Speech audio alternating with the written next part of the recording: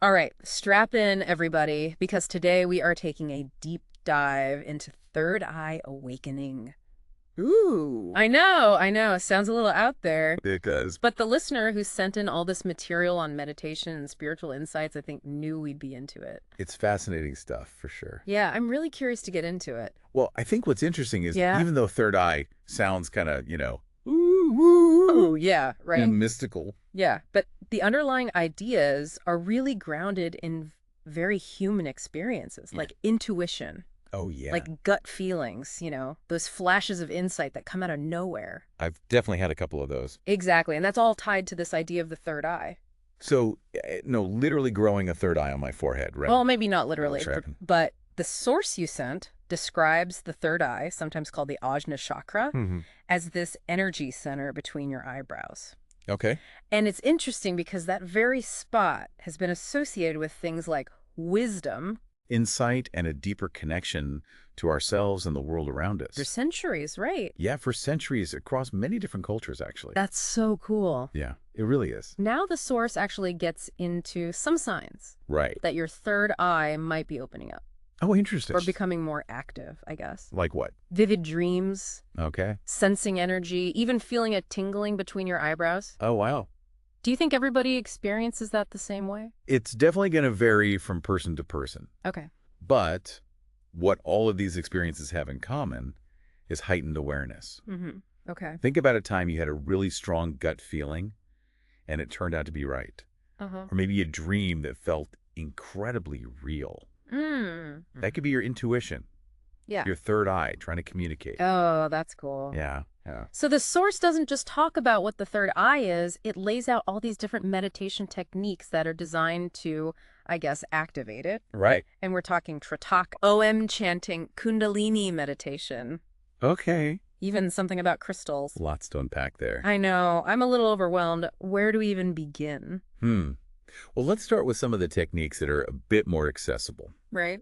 even if you're totally new to meditation. I like that. So, Trataka, for instance, Okay. involves gazing at a candle flame. Okay, that sounds pretty straightforward. What's the idea there? So the material describes Trataka as a way to cultivate really intense focus. You stare at the flame, Okay.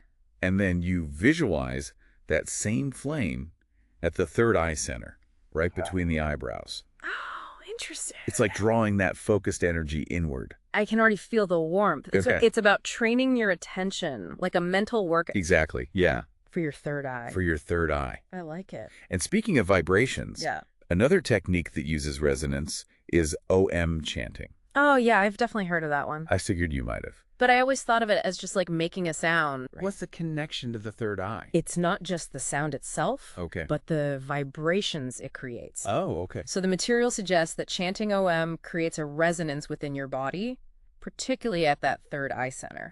And that can actually stimulate and activate it. Wow, so it's like a sonic massage. You got it? I like that. Yeah. Now, Kundalini meditation, that one sounds a bit more, I don't know, intense. It definitely has a more energetic feel to it. Okay. Have you ever heard of Kundalini energy? I've heard the term, but I'm not really sure what it is. So in a lot of Eastern traditions, Kundalini energy is this dormant, powerful energy that's said to reside at the base of your spine, Wow. like a coiled serpent. Okay. And the idea behind Kundalini meditation is to awaken that energy and guide it upward through the energy centers in the body, Oh, wow. ultimately reaching the third eye. Whoa, that imagery is very vivid. It is, yeah. So are all of these techniques about visualizing something at the third eye center? Not necessarily.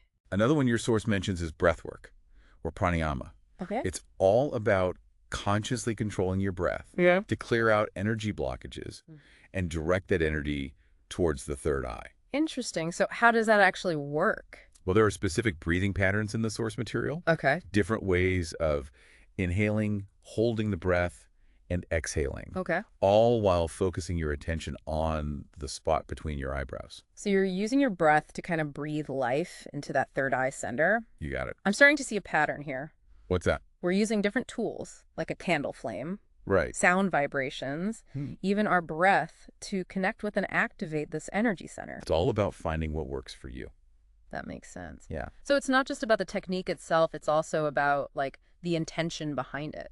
It is, and the source actually highlights the importance of practicing consistently, Okay. adopting a healthy lifestyle, even spending time in nature to create the right conditions. So ditch the processed food, buy some crystals, and head to the forest. No, crystals are optional, but Okay. connecting with nature is really important in a lot of spiritual practices. Yeah. It's about grounding yourself, connecting to something larger than yourself, Makes sense. and creating space for those intuitive insights to emerge. I love that. Yeah, We've only just started here, though. I know, right? We still have to talk about guided visualization, Yeah. binaural beats, and, I want to hear more about that crystal meditation. We can definitely get into all that. All right, so let's keep going and dive into those next. Okay, so let's explore some of those other techniques. Yeah, let's get into it. Like guided visualization. Ooh. It's all about using your imagination. So we're talking like daydreaming with a purpose. Well, it's a little more focused than that. Okay. The source suggests finding a comfortable position, closing your eyes, breathing deeply, and then picturing a vibrant indigo light at your forehead, right at the third eye center. Like a mini spotlight illuminating my inner world. I like that, yeah. Okay. And then you picture that light expanding outward, Okay. filling your entire awareness. Wow. The idea is that by focusing your mind's eye in this way, Yeah. you can actually start to perceive these subtle energies that we normally don't see. That could be really powerful, It is. especially if you're already experiencing that heightened awareness we talked about. Absolutely. It's like training your mind to see and connect with those deeper levels of reality. Now, binaural beats, those have always sounded a little mysterious to me. Yeah, they're pretty interesting. What's the deal with those? They're actually based on a cool auditory phenomenon. Okay. So when you listen to two slightly different frequencies, one in each ear, your brain creates a third frequency. That's the difference between the two. Interesting. And depending on what those frequencies are, Yeah. these binaural beats can stimulate different brainwave states. So it's like music with a hidden message? In a way, yeah. Whoa, trippy.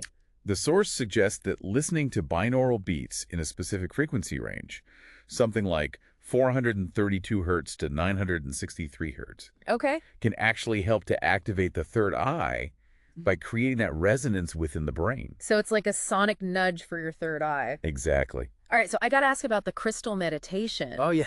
I'm picturing like a crystal ball situation. Well, it's not quite that dramatic. Okay. The source mentions that certain crystals, Like what? amethyst, lapis lazuli, or sodalite, Okay. they have these energetic properties that can amplify the energy around the third eye. So how do you use them? Do you hold them, meditate near them? You can do a few different things. Okay. You could hold one during meditation, place it on your forehead at the third eye center, Oh. or just meditate in its presence, Interesting. letting its energy kind of infuse the space. So the idea is that the crystal's energy is like boosting your meditation, helping to activate your third eye. That's the belief, yeah. Okay, so that's a lot of different techniques. It is. I'm imagining that if you're new to all this, it might feel a little overwhelming. Yeah, I can see that. Where would you even begin?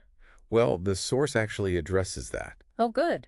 It emphasizes that the most important thing is to find a technique that speaks to you.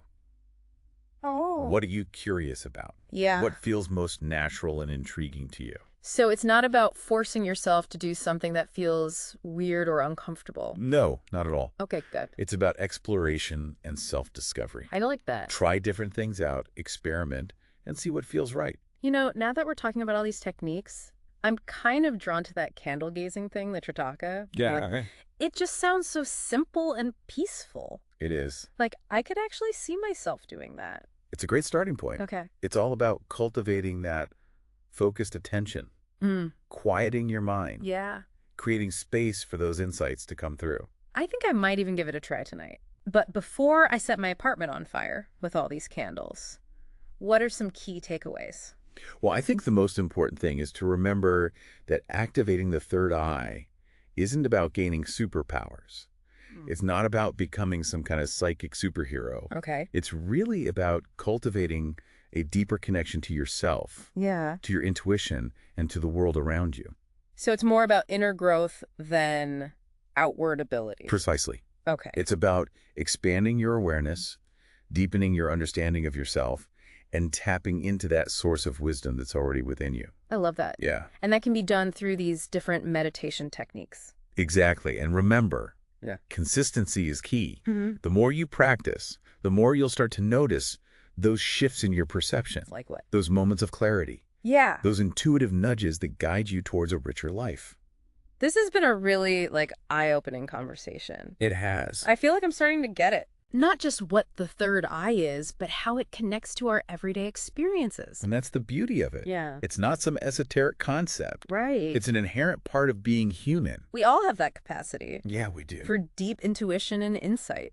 And these techniques are a way to tap into that. To cultivate a more intuitive way of being in the world. Exactly. It's not magic, but it's like a path. It is a practice. Yeah. A way of connecting more deeply with ourselves and the world. That's a beautiful way to sum it up.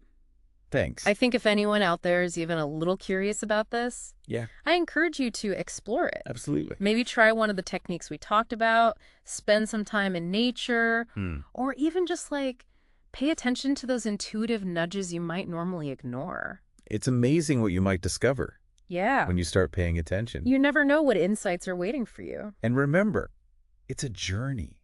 It is. Not a destination. Be patient with yourself. Absolutely. Trust the process. You got it. Embrace the unfolding of your own unique awareness. Beautifully said. This deep dive has been awesome. It has. Thanks for joining us. It's been a pleasure. And until next time, keep exploring, keep questioning, and keep expanding your awareness.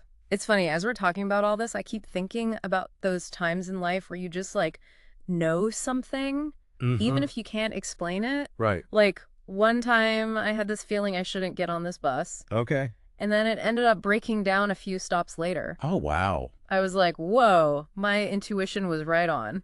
That's a perfect example of what we're talking about here. Yeah. That inner knowing. Yeah. That often comes through when you're in tune with your third eye, like a whisper from your deeper self. And what I think is so cool is that these meditation techniques, they're like tools to help us tune into that channel, Exactly. They're like turning up the volume. Yeah, exactly. So you can hear those whispers more clearly. Instead of just brushing them off.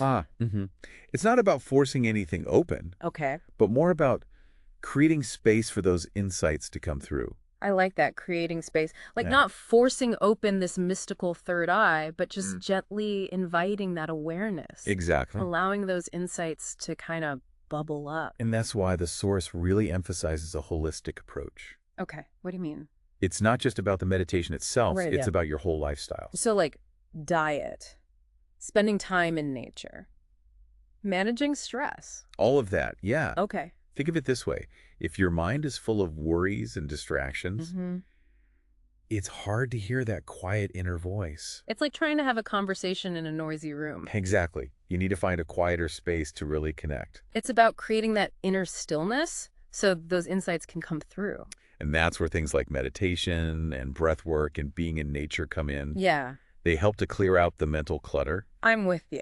Calm the nervous system. Okay. So you can access that deeper awareness. Yeah. This has been seriously eye-opening for me. That's great. I feel like I'm really starting to understand this whole third eye thing. Good. It's not just some mystical concept. Yeah. It's actually connected to our everyday lives. And that's what makes it so powerful. Totally. We all have that capacity for intuition. Yeah. It's part of being human. And these techniques are ways to tap into it. To live a more intuitive life. Yeah. It's not magic. It's more like... It's like a path. A path, yeah. A practice. A way to deepen our connection to ourselves and the world around us. I love that. I think that sums it up beautifully. So, to everyone listening out there, if you're even a little bit curious about this whole third eye thing, I say go for it. Absolutely. Explore it. Yeah. Maybe try one of those techniques we talked about. Okay. Get out in nature. Yeah. Just pay attention to those intuitive nudges you might normally ignore. Exactly. You never know what you might discover. It's an amazing journey. Be patient with yourself. Yeah. Trust the process. Okay. Embrace the unfolding of your own awareness. That's a perfect way to end this deep dive. Thanks for joining us. It's been a pleasure. Until next time, keep exploring, keep questioning, and keep expanding your awareness.